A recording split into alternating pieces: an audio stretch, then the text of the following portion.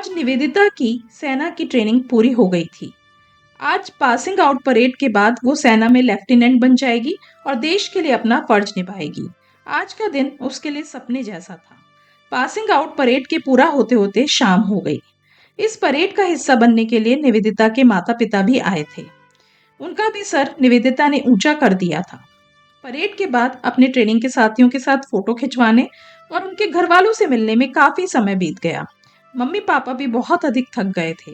रात के खाने के बाद वो सब सोने चले गए। निवेदिता अपने कमरे में आई क्योंकि उसको अपनी पैकिंग भी करनी थी। आज के बाद उसकी 15 दिन की छुट्टी है, इसलिए वो भी मम्मी पापा के साथ अपने घर चली जाएगी और फिर वहां से निकल पड़ेगी अपनी कर्म भूमि पर देश सेवा के लिए। अपने कमरे में पहुंचकर उसने अपना सारा सामान बैग में रख लिया, पर विभोर की वर्दी को उसने बाहर ही रहने दिया।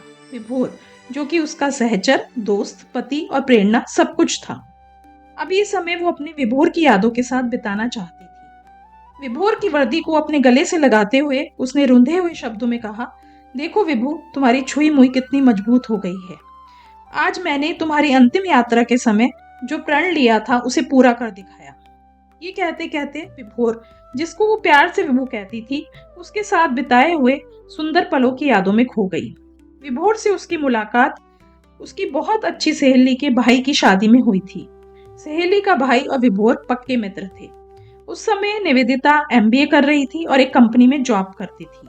पक्की सहेली के भाई की शादी में वो बिल्कुल घर के सदस्य की तरह काम में लगी हुई थी। दूसरी तरफ विभोर भी पूरी मस्ती में था। वो अपनी सेना की नौकरी से थोड़े दिन की छुट्टी लेकर दोस्त की शादी में आया था। जहाँ निवेदिता बहुत ही नाजुक सी लड़की थी, वहीं विभोर लंबा चौड़ा पाका जवान था। निवेदिता से परिचय होने के बाद विभोर उसकी मासूम सी चितवन में कहीं खो गया था। शादी तो उसके दोस्त की थी, पर निवेदिता से मिलने के बाद विभोर ने उसके साथ वक्त गुजारने का एक भी मौका नहीं छोड़ा था। निवेदिता ने पहले पहले तो विभोर से पीछा छुड़ाने की बहुत कोशिश की, पर जब विभोर ने उसकी सहेली के द्वारा संदेश भिजवाया कि फौजी हूँ, देश के साथ साथ दिल की हिफाजत भी करना जानता हूँ, तब वो भी मुस्कुराए बिना नहीं रह सकी। अब तो निवेदिता से हल्की सी हरी झंडी मिलते ही विभोर पूरी शिद्दत से उसे अपने बनाने की कवायद में जुट गया। शादी के पहले दिन संगीत का कार्यक्रम था। विभोर तो वैसे भी कॉलेज के दिनों से महफिल की शान बढ़ाने के लिए जाना जाता था, और आज तो बात उसके खुद के प्यार की थी।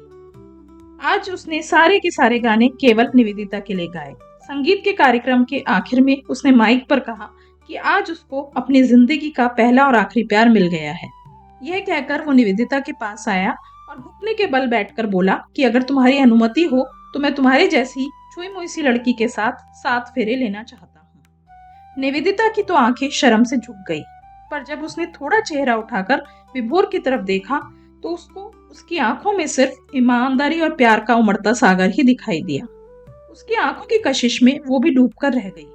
निवेदिता ने भी फिर एक पल गवाए बिना विभोर और अपने रिश्ते पर स्वीकृति की मुहर लगा दी। पूरा हॉल तालियों से गूंज उठा।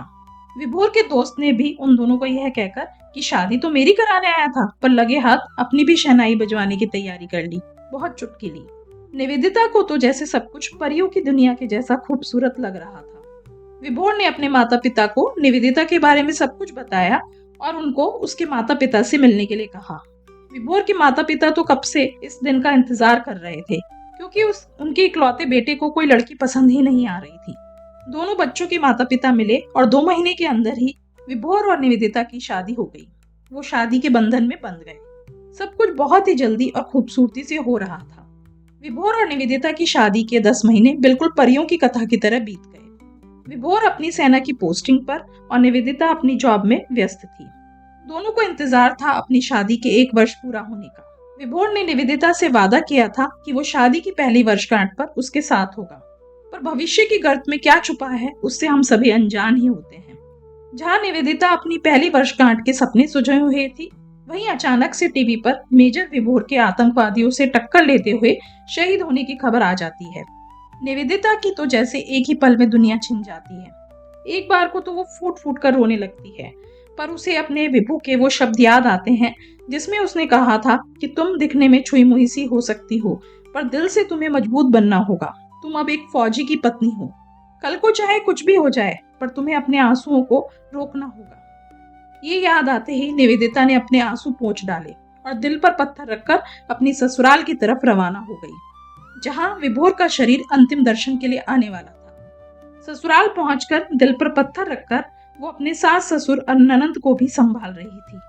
विभोर के पिता भी सेना में रह चुके थे, इसलिए वो एक फौजी का फर्ज अच्छे से समझते थे। जब विभोर का शरीर उसके घर पहुंचा तो पूरा शहर जय हिंद की जयकार से गूंज उठा। विभोर के अंतिम दर्शन पर निवेदिता ने उसके चेहरे पर प्यार से हाथ फेरते हुए कहा, तुम तो हमेशा कहते थे कि तुम मुझे सबसे ज्यादा प्यार करते हो, पर तुम सबसे ज्यादा प्यार अपने देश से करते थे। देश और भारत माता ही तुम्हारा पहला प्यार है। अब तुम्हारे पहले प्यार के लिए जो तुम्हारे सपने अधूरे रह गए हैं, मैं उनको पूरा करूंगी। ये कहकर उसने अपने आंसुओं को तो अपने अंदर समेट लिया, पर शायद आसमां उस दिन अपने आंसू नहीं रोक पाया। बरसते मेघों के बीच माँ भारती के वीर सपूत को विदा किया गया। उस दिन के बाद निवेदिता की तो दुनिया ही बदल गई। वह बहुत जल्दी ही अपने काम पर लौट गई। वापस आकर उसने अपने आप को सेना में जाने की तैयारी में झोंक दिया। परीक्षा पास की और पूरे 10 महीने की ट्रेनिंग के बाद आज उसने अपने विभोर को किया हुआ वादा पूरा किया। वो तो यह सब सोच ही रही थी कि इतने में मोबाइल की घंटी बजी। उसकी सास मतलब विभोर की माता जी का फोन था, जो किसी कारणवश पासिंग आउट परेड में नहीं आ पाई थी। उन्होंने वीडियो कॉल के द्वारा ही पूरी परेड देखी थी। उन्होंने निवेदिता को बहुत सारा आशीर्वाद देते हुए कहा कि आज उसके रूप में उनका विभोर वापस आ गया। विभोर के जाने के 2 साल बाद आज निवेदिता के दिल को थोड़ा सा सुकून मिला था। आंसू को अपने दिल के कोने में दफन कर वो अपनी जिंदगी देश के नाम कर चुकी थी। विभोर का पहला प्यार अब निवेदिता का आखिरी प्यार बन चुका था। कैसी लगी दोस्तों मेरी आपको ये कहानी? अपनी प्रतिक्रिया कमेंट बॉक्स में अवश्य दें। नियति ने हमारे लिए क्या सोच रखा है, हम में से कोई नहीं जानता। एक छुई सी लड़की ने अपने सिंदूर के वचन को निभाने के लिए अपने आंसुओं को किस तरह से समेटा और किस तरह से वो शक्ति का अवतार बन गई। ये कहानी उस पर ही आधारित थी। निवेदिता और विभोर की प्रेम कहानी नई पीढ़ी के लिए अनुकरणीय है। आपको अगर ये कहानी पसंद आई हो तो कृपया करके लाइक करें, कमेंट करें और शेयर करें। धन्यवाद।